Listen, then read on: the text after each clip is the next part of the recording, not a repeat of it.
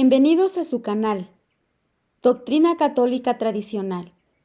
Muchas gracias por escuchar y por sus amables comentarios. Por favor, no olvide darle like o me gusta al video para que esta plataforma lo pueda recomendar a más personas. Comenzamos con nuestras oraciones. Pater noster, qui es in celis, sanctificetur nomen tuum, adveniat regnum tuum, fiat voluntas tua, sicut in cielo et in terra. Panem nostrum quotidianum da nobis hodie, et dimitte nobis debita nostra, sicut et nos dimittimus debitoribus nostris, et ne nos inducas in tentationem, sed libera nos a malo. Amén.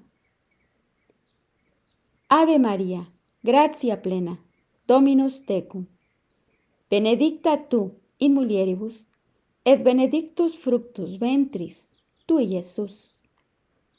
Sancta María, Mater Dei, ora pro nobis peccatoribus, nunc et in hora mortis nostre. Amén.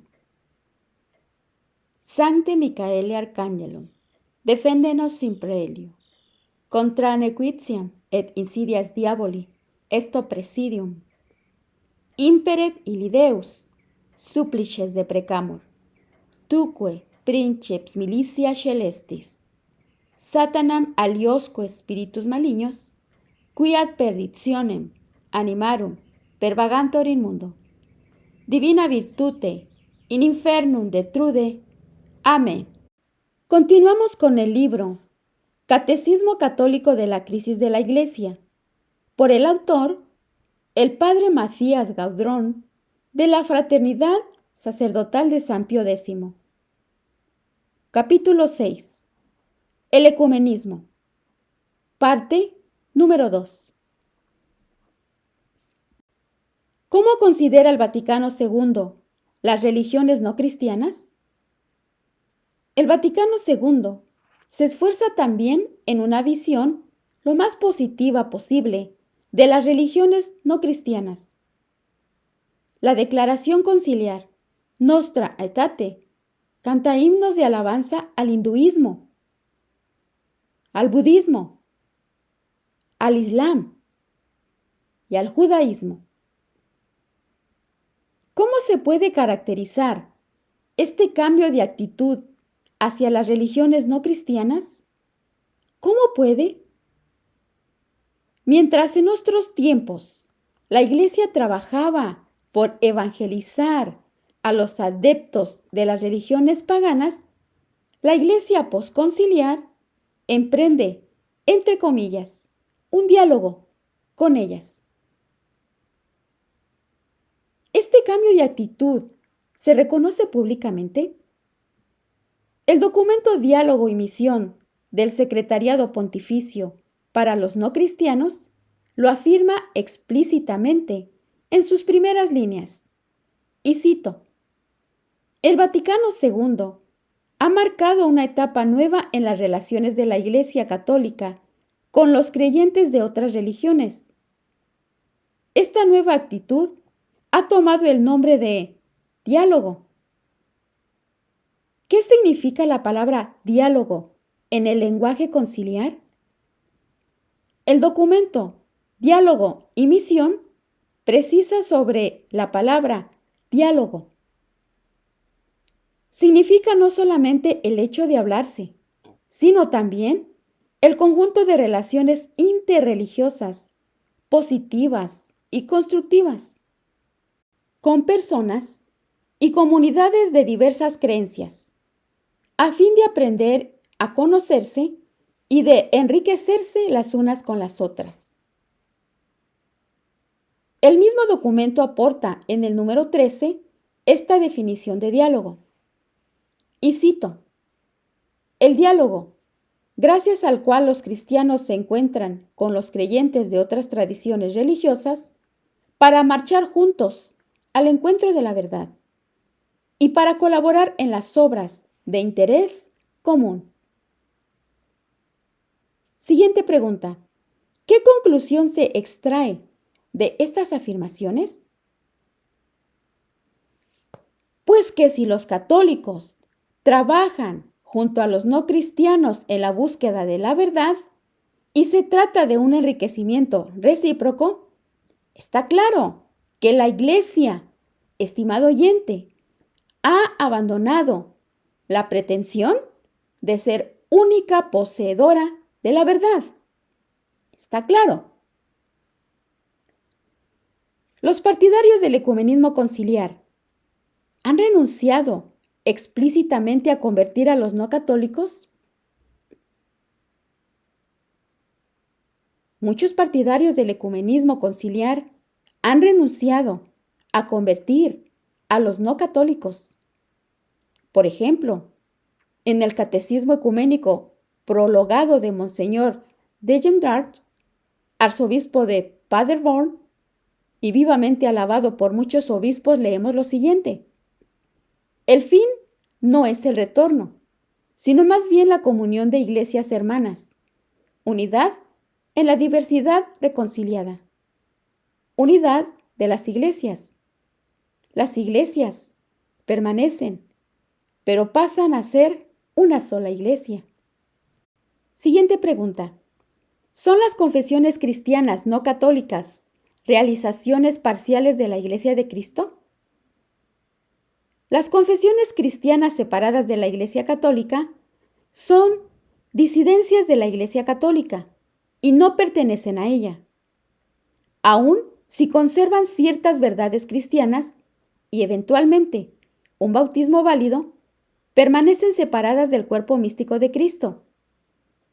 En consecuencia, no podrá salvarse quien tras haber conocido que la Iglesia Católica es la única y verdadera Iglesia de Cristo, no entra en ella, sino que permanece en una comunidad herética o cismática. ¿Cómo se pertenece a la verdadera Iglesia de Cristo? Bien, el Papa Pío XII enseña en Mystici Corporis que son necesarias 3 elementos para pertenecer a la verdadera Iglesia de Cristo, a saber, el bautismo, la verdadera fe y la sumisión a la autoridad legítima.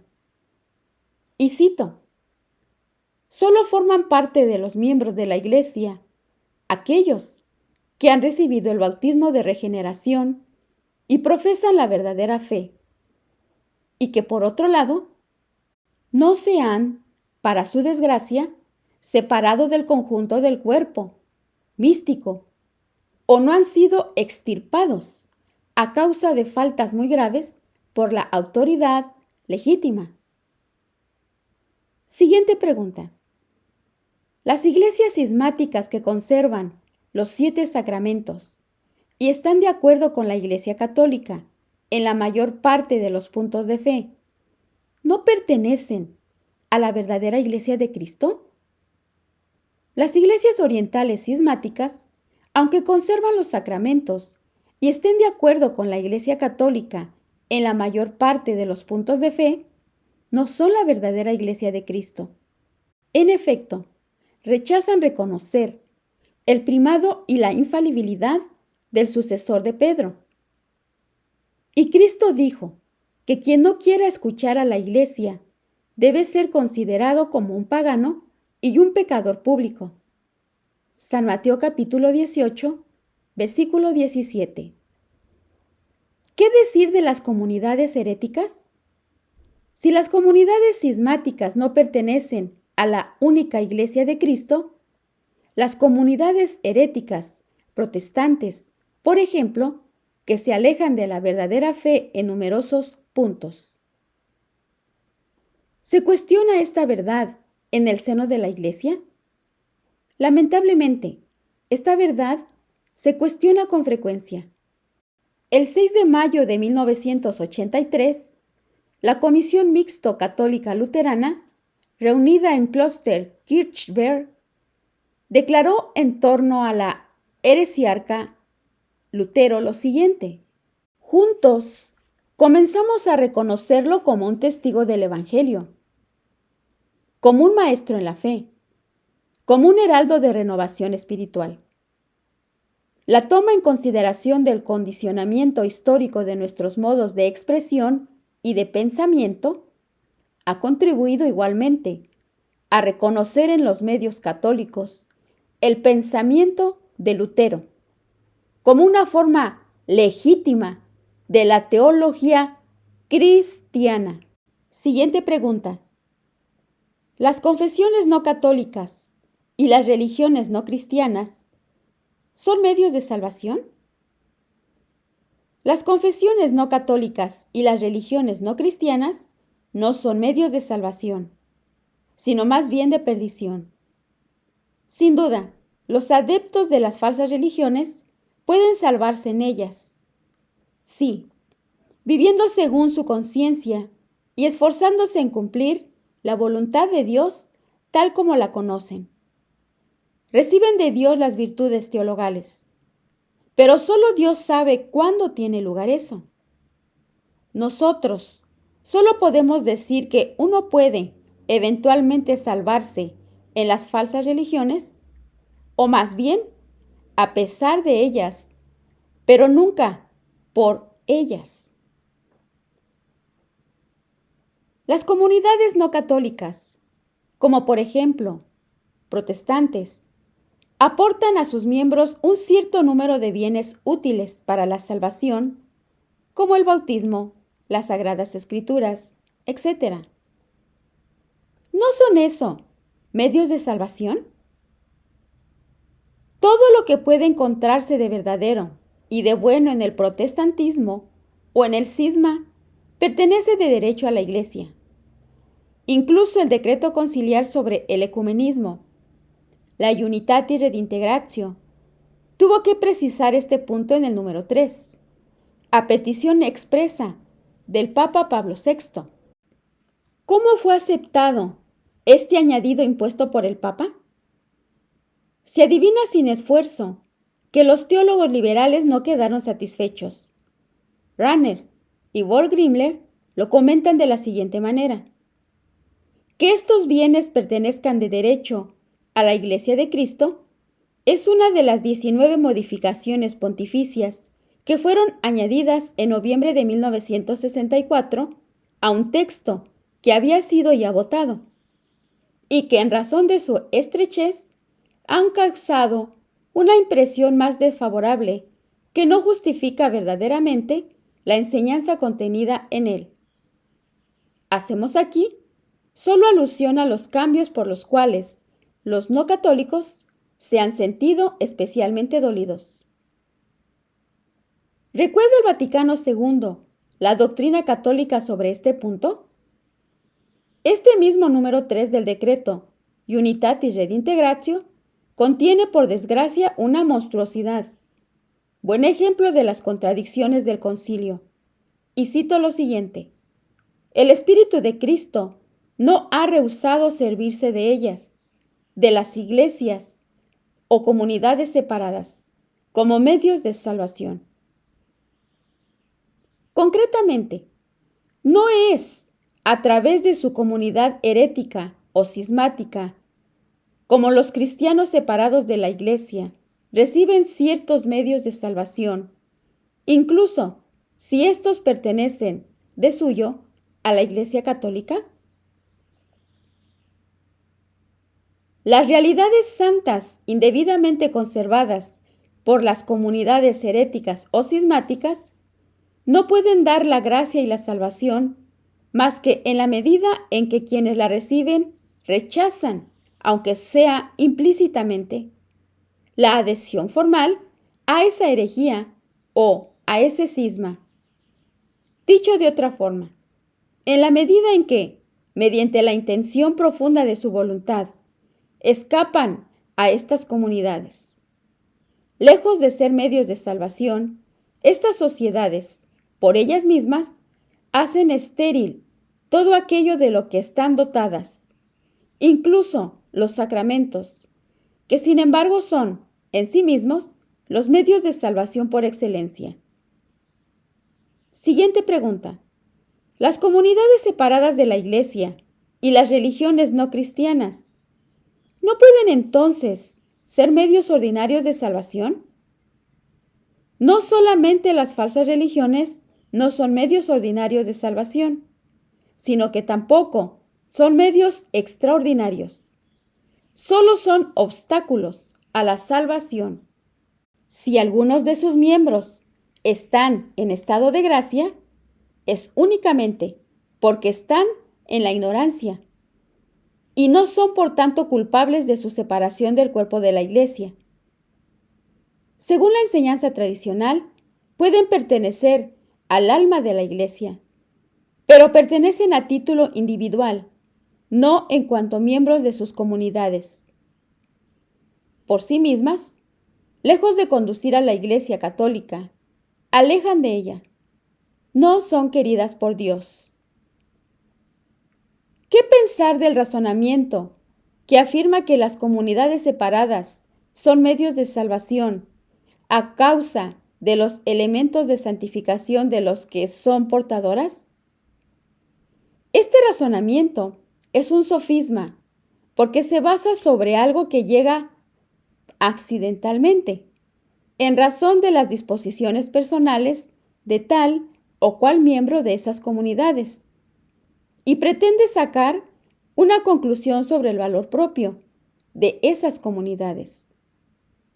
Con el mismo tipo de razonamiento, podría decirse que Judas es un santo que realiza un acto eminentemente meritorio al entregar a Cristo, porque ello permitió la redención del género humano. ¿Se imagina usted esto? Siguiente pregunta. ¿Qué pensar de las apreciaciones positivas del Concilio Vaticano II sobre el hinduismo, el budismo, el islam y el judaísmo en su texto Nostra Aetate, que es la declaración sobre las religiones no cristianas? La declaración conciliar Nostra Aetate es voluntariamente parcial. Su relator oficial declaró públicamente que tenía como principio no decir la verdad completa sobre estas religiones, sino mencionar solamente lo que podría aproximarlas al cristianismo. Esta parcialidad voluntaria es simplemente una traición a nuestro Señor Jesucristo. La declaración Nostra Aetate no se redime al afirmar, al mismo tiempo que la Iglesia se aprecia de anunciar sin cesar que Cristo es el camino, la verdad y la vida, y en ella los miembros deben hallar la plenitud de la vida religiosa, y en ella Dios se ha reconciliado con todas las cosas. Nuestro Señor Jesucristo no solamente aporta la plenitud de la vida religiosa, Él es el único mediador entre Dios y el hombre. Primera de Timoteo capítulo 2, 5. El único embajador aceptado por Dios y que intercede sin cesar por nosotros. Hebreos capítulo 7, 25. ¿Quién es el mentiroso, sino el que niega que Jesús es el Cristo? Ese es el anticristo, el que niega al Padre y al Hijo. Todo el que niega al Hijo no posee al Padre. Primera de San Juan capítulo 2, versículos 22 al 23. Porque no hay bajo el cielo otro nombre dado a los hombres, por el que nosotros debamos salvarnos. Hechos capítulo 4, 12. Toda religión que rechaza esta mediación es intrínsecamente mala. Es contradictorio pretender anunciar a Cristo alabando, aunque sea parcialmente, las religiones que se oponen a Él. Siguiente pregunta. ¿No contienen esas religiones, a pesar de todo, elementos buenos? Incluso, en el orden material, una tarta es considerada buena o mala no solo en función de los elementos que contiene, sino en función del todo, Una mala proporción en los ingredientes, en sí mismo excelentes, basta para arruinar el conjunto.